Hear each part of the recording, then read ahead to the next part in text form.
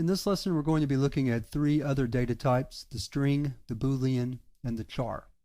A string is 0 or more characters surrounded by double quotes. So for example, the phrase "hello world," when surrounded in double quotes, becomes a string. The string data type is a class, and what that means is that there's a large collection of methods or functions that we can use to manipulate strings. Things like reverse for reversing a string, length to return the number of characters in a string, and other types of functions that help us work with strings. We'll be seeing those quite a bit as we go through the course. The string length is limited primarily by your available memory. However, in a real working program, it's not practical to have a very long string, such as several hundred characters long. If you have strings that long, you probably need to store them as text files. When we talk about strings, we're really talking about things like names and addresses and data that's of a regular standard length. Strings can be combined with the plus sign or the plus operator in an operation called concatenation, so that two or more strings can be essentially glued together to form one string. For example, if we had a string hello and a second string world, and we put those together with the plus sign, hello plus world, we would get one string that was hello world. So concatenation is a very common operation performed with strings.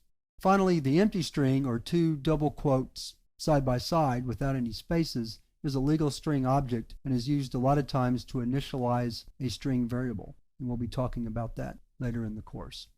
The Boolean data type is used to store true-false values. And in fact, the only values that a Boolean variable could have are true or false.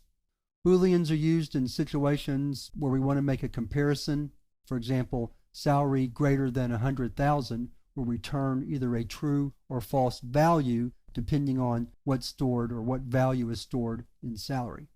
They're also used a lot in repetition, where we might have a loop while the balance is less than 10,000, then perform a set of statements over and over again. And again, the expression balance less than 10,000 will return either a true or false value depending on what piece of data is stored in balance.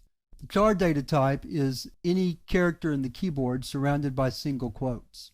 So for example, we might have the lowercase a or uppercase A or a 1 surrounded in single quotes. Those are considered char data. Notice the difference between a char, which is a single quote, and a string, which uses double quotes. Char data are stored as ASCII values. If you're not familiar with ASCII, each character on the keyboard has an integer value that represents it internally. For example, the letter A has a value, the backspace key, the enter key, the space bar, all have integer values that are called the ASCII value for that character. And it's stored internally with an integer. If you're not familiar with ASCII, you might want to search for it on the internet, and you can see a table that describes what the different ASCII values are.